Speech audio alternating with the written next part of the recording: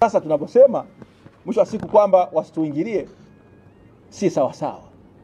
Tuliweza kuingilia kama ilikuwa sisi ni halali kuingilia makaburi yalikuwa kienenda. Kama sisi ilikuwa ni halali kuingilia jinsi ambavyo Idi Amin alikuwa akifanya Uganda, jinsi ambavyo Bokassa alikuwa akifanya Afrika ya Kati, jinsi ambavyo Ngwema alikuwa akifanya Equatorial Guinea, jinsi ambavyo hata ukumbuke mwaka 84 tumeziongoza nchi za Kiafrika kusema kwamba jinsi ambavyo Morocco inawatendea watu wa Sahara ya Magharibi si sawa, na kwamba Morocco iondoke katika Umoja wa Afrika. Mpaka 84 Mwalimu Nyerere akiwa mwenyekiti, amekuwa mwenyekiti kwa muda mfupi sana, kwa sababu alikuwa amekataa kwa muda mrefu, lakini ili vitaka kuvunjika ule mwaka wa 84 ilibidi Mwalimu Nyerere aombwe au mwenyekiti asaidie kuweza kupeleka pale. Na tuzungumza haya kwa sababu nafikiri wengi katika serikali yetu hawayafahamu. Tumejitahidi umejitahidi mtaka kufanya mkutano wake ule mwaka 82 kufanyia Tripoli. Mara 2 umeshindikana kufanyika. Quorum ilikuwa itimii. Sio nazungumzia akidi. Nchi moja ilikuwa inakosekana. Mwalimu Nyerere amekwenda msaidia Gaddafi mkutano ufanyike, ilishindikana. Mara 2. Umoja uko na hali mbaya. Kwa hiyo Rais Moi ndio rais ambaye amekuwa mwenyekiti wa OAU kwa muda mrefu zaidi.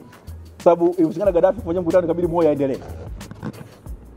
Sasa ule mwaka 84 Mwalimu Nyerere amesema kwamba lazima tuchukue uamuzi ambao utaweza kuweka kuhakikisha kwamba tunalinda haki za watu wa Sahara Magharibi, na vile vile tunaweza kuweka Morocco iheshimu haki za watu wa Sahara Magharibi.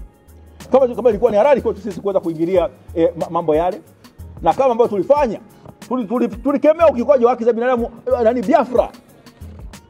Wewe unaona kuna ule uwanja pale Biafra pale Kinondoni, na kuna Biafra pale Msoma, kwa sababu nafahamu nilikuwa nakaa maeneo ya Biafra pale Msoma. Ilikuwa ni kwamba nilitokana na msimamo wa Tanzania fanya nini kupigania haki za binadamu na kulinda hizo haki. Tumeandamana sehemu nyingi, tumesaidia watu wajikomboe.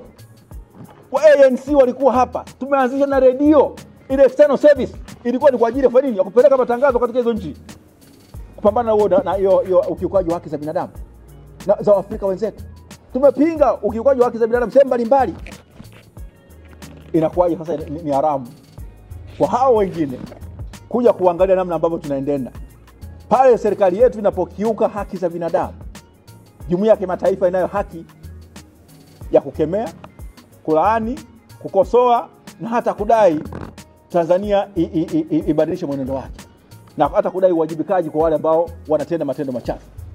Na ndio maana kama ukiendelea vibaya, ukiwa kama Paulo, usije kucheza na sisi, una mikono michafu, jumuiya ya kimataifa ina haki ya kufanya nini? Ya kukuwekea vikwazo au kuweka kuzuia watu wale ambao ni viongozi ambao wanaonekana ni vinara wa ukiukaji wa haki za binadamu, kuwawekea vizuizi vya kusafiri Tanzania.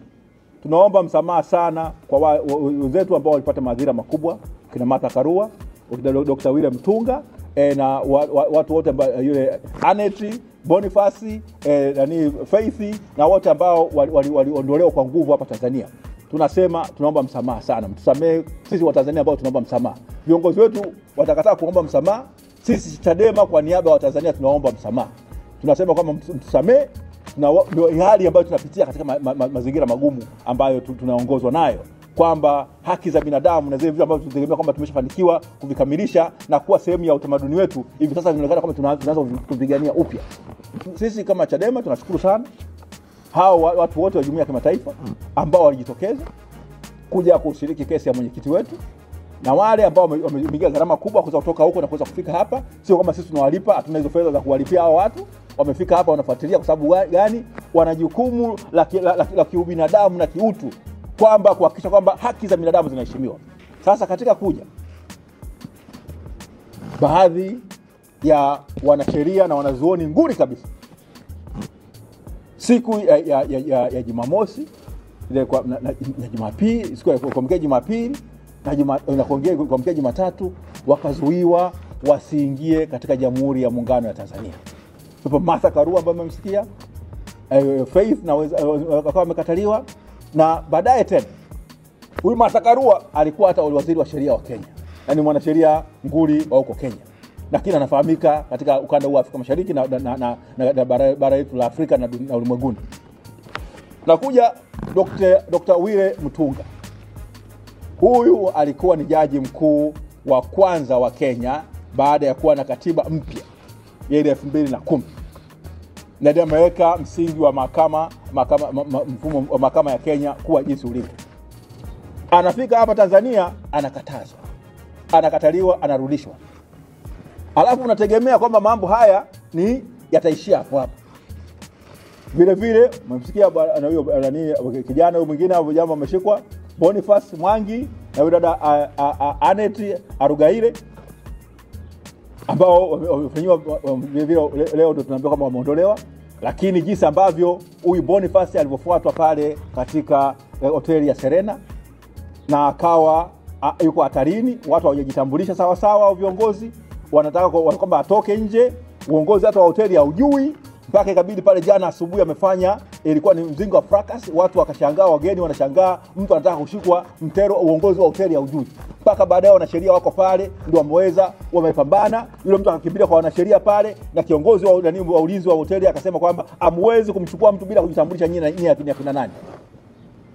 Kwa hiyo tuna taratibu, PGO inaelekeza namna mtu anavyotakiwa kushikwa, lakini wenzetu hawafuati hivyo.